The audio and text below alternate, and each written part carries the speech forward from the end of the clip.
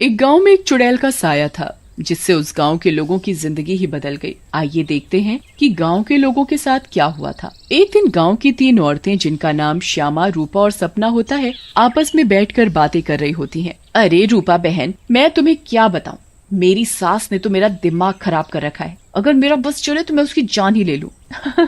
अरे क्या हुआ श्यामा बहन, इतना गुस्से में क्यों हो? शांति मौसी ने क्या कर दिया? हाँ तुम घर में अकेली हो ना, इसीलिए इतने मजे से रहती हो। हमसे पूछो जिनकी सास है, एक तो खाती हैं इतना, रोटी बना बना कर मेरे तो हाथ ही थक जाते हैं, ऊपर से हर काम में कमियां निकालती हैं। सही कह रही हो श्यामा बहन, मेरी कहानी भी कुछ कुछ तुम्हारी तरह ही है। मैं तो जरा सा अपने मर्द के साथ बैठ क्या जाऊं, पता नहीं कहां से बुढ़िया को खबर मिल जाती है, वहीं आकर सर पर खड़ी हो जाती है। हाँ ये तो चिंता की बात है सपना बहन, मौसी को समझाओ, नहीं तो दादी कैसे बनेंगी। रूपा की बात सुनकर तीनों जोर जोर से हंसने लगती हैं। तभी उनकी नजर एक गोलगप्पे वाली पर पड़ती है। गोलगप्पे वाली बहुत ही सुंदर होती है। उसे देखकर तीनों से रहा नहीं जाता और वो तीनों गोलगप्पे वाली के पास चली जाती हैं। अरे तुम तो औरत होकर गोलगप्पे बेच रही हो। ये तो पहली बार देखा है। अरे तो बहन, इसमें बुराई क्या है, कौनो गलत काम थोड़ी ना कर रहे हैं, मेहनत कर रहे हैं। वैसे आप लोग खाओगे गोलगप्पे? बातें तो बहुत अच्छी बनाती हो, चलो देखते हैं गोलगप्पे कैसे हैं। उसके बाद श्यामा और सपना दोनों गोलगप्पे खाने लगती हैं और रूपा वहीं खड़ी हो जाती है। रूपा को ऐसे खड़े देख गोलगप्पे वाली बोलती है, अरे बहन, आप नहीं खा रही गोलगप्पे? क्या हुआ, कहीं आपको अपने फिगर खराब होने का डर लग रहा है क्या?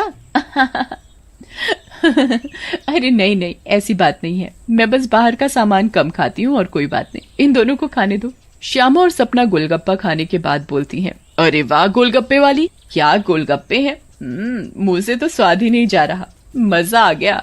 ऐसे गोलगप्पे मैंने जिंदगी में कभी नहीं खाए। तुम तो रोज आया करो, मैं तो रोज ही खाऊंगी। हाँ हाँ हाँ बहन जी, ये भी कहने की बात है, अब तो मैं रोज ही आया करूंगी, नया नया काम जो खोला है। उसके बाद वो गोलगप्पे वाली वहां से चली जाती है और वो तीनों औरतें भी अपने अपने घर चली जाती हैं। अगली सुबह रूपा पानी भरने के लिए कुएं पर जाती है। वहाँ औरतें आपस में बातें कर रही होती हैं। अरे रूपा बहन, पता है तुम्हें श्यामा और सपना कहाँ है? कहाँ है मतलब? अरे अपने घर पर होंगी और कहाँ? आहा, अरे नहीं रूपा बहन, वो दोनों अपने घरों से गायब हैं। कोई कह रहा था कि उनका चक्कर चल रहा था मर्दों के साथ और उन्हीं के साथ घर छोड़कर भाग गई हैं। बेचारे उन दोनों के पति। रूपा को ये बात सुनकर बहुत गुस्सा आता है और वो बोलती है, तुम्हें शर्म आनी चाहिए, औरत होकर औरतों के बारे में ऐसी बातें करते हो।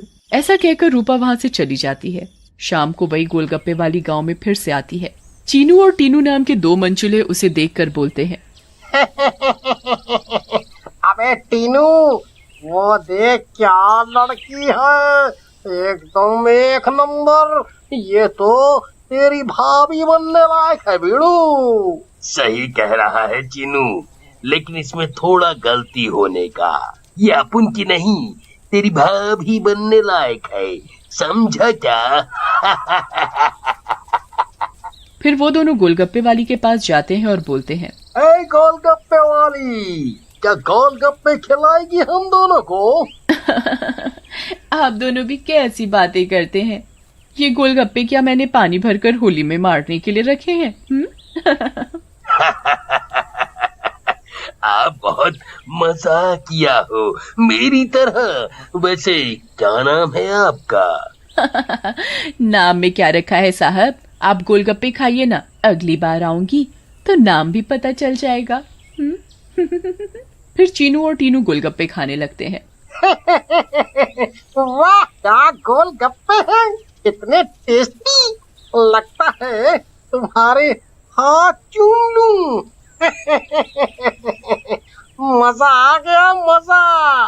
फिर टीनू और चीनू गोलगप्पे वाली के सारे गोलगप्पे खा जाते हैं। अरे आप दोनों तो बहुत सारे गोलगप्पे खा गए, कहीं आपका पेट न खराब हो जाए।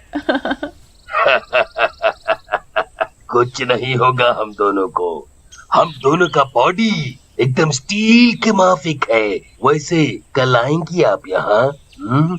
लेकिन गोलगप्पे वाली कुछ नहीं बोलती और वहाँ से चली जाती है। रात में ज्यादा गोलगप्पे खाने की वजह से टीनू और चीनू के पेट में दर्द होता है। हाय रे, मर गया।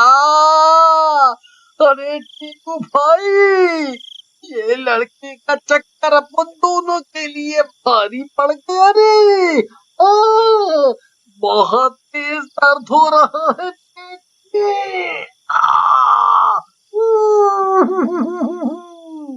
सही बोल रहा है भाई, अपन के पेट में भी बहुत गुड़गुड़ गुड़गुड़ सा हो रहा है और टॉयलेट तो कई बार होकर आया। मर गया रे, फिर से आ गई। टीनू और चीनू दर्द के मारे पेट पकड़कर बैठे होते हैं। तभी वो गोलगप्पे वाली उनके पास आ जाती है और बोलती है, क्या हुआ मेरे आशिकों, ऐसे क्यों बैठे हो, पेट में दर्द हो रहा है क्या? तुम्हें पता था क्या मिलाया है तुमने इसमें, बताओ। लेकिन तभी गोलगप्पे वाली चुड़ैल के रूप में आ जाती है। उसे ऐसे देखकर टीनू और चीनू दोनों घबरा जाते हैं और भागने लगते हैं। ये क्या हो गया अपन लोगों के साथ? हम तो परी समझ रहे थे, ये तो चुड़ैल निकली। अब हम क्या करेंगे? भागो रे भागो, अपनी जान बचाकर भागो। अब हम क्या करेंगे? करेगी तो ये चुड़ैल, अगर हम यहाँ से नहीं भाग पाए, इसलिए भागो यहाँ से। लेकिन चुड़ैल उन दोनों को पकड़ लेती है और मार डालती है और वहाँ से चली जाती है। इसके बाद तो मानो ये रोज की बात हो जाती है। रोज वो चुड़ैल गोलगप्पे वाली बनकर आती और गोलगप्पे खिलाकर रात में लोगों को मार डालती। इन सब से गांव वाले बहुत परेशान हो जाते हैं और एक दिन पंचायत बिठाते हैं। पंचायत में रूपा भी जाती है। अरे भाइयों, गांव संकट में है, हम सबको मिलकर इस समस्या का समाधान निकालना पड़ेगा, नहीं तो एक एक करके पूरा गांव ही खाली हो जाएगा। तभी रूपा का पति दीनू बोलता है, लेकिन सरपंच जी, हमें तो कुछ पता नहीं है कि ये सब कौन कर रहा है, या लोग अपने आप घर छोड़कर जा रहे हैं। सही कह रहे हो दीनू बेटा, लेकिन हम ऐसे शांत तो नहीं बैठ सकते और अपने गांव वालों को जाने नहीं दे सकते। हमें कुछ तो करना ही होगा। हाँ। फिर पंचायत में कोई भी फैसला न निकलने पर सभी गांव वाले अपने अपने घर चले जाते हैं। उसी दिन दोपहर में चुड़ैल फिर से गोलगप्पे वाली का भेष बदल कर गाँव में आती है।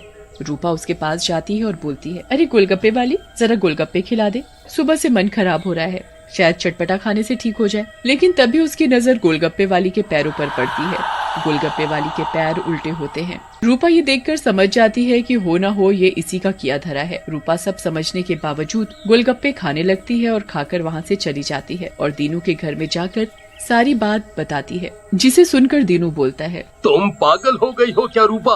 अगर उस गोलगप्पे वाली पर तुम्हें शक था तो तुमने गोलगप्पे क्यों खाए और अपनी जान जोखिम में क्यों डाली? मैंने अपनी जान जोखिम में नहीं डाली, तुमने एक बात पर ध्यान नहीं दिया। गांव में जितनी भी लाशें मिली हैं वो सिर्फ आदमियों की हैं, एक भी औरत की नहीं है। इसका मतलब ये है कि ये चुड़ैल अभी सिर्फ आदमियों को मार रही है। लेकिन रूपा, फिर भी औरतें तो गायब हो रही हैं और वो चुड़ैल निकली तो तुम उसका मुकाबला कैसे करोगी? हम औरतों में बड़ी शक्ति होती है, हम अगर अपनी पर आ जाएं तो किसी को भी अपने बस में कर लें। ये तो एक चुड़ैल है, इसे मैं देख लूंगी। तुम चिंता मत करो। फिर रूपा और दीनू अपने कमरे में सो जाते हैं। लेकिन रूपा की चिंता में दीनू को नींद नहीं आती और वो आंख बंद करके लेटा रहता है। रात में चुड़ैल उन दोनों के कमरे में आती है और रूपा को यूं आराम से सोते हुए देखकर हैरान रह जाती है। ये औरत तो वाकई बहुत निडर है, क्या मत सो रही है, लेकिन आज के बाद डरेगी। ऐसा कहकर चुड़ैल सोती हुई रूपा को उठा लेती है और जंगल की ओर चल पड़ती है। दीनू भी चुपचाप चुड़ैल का पीछा करने लगता है।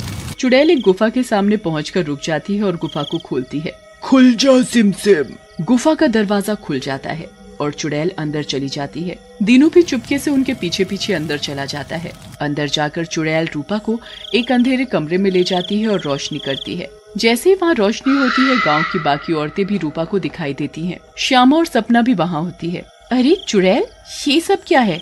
गांव की औरतें, तुम ये क्या कर रही हो? लेकिन चुड़ैल कुछ नहीं बोलती। रूपा बहन, ये चुड़ैल पूर्णिमा के दिन हम सब औरतों की बलि देगी, बचा लो हमें। ये बचाएगी तुम्हें।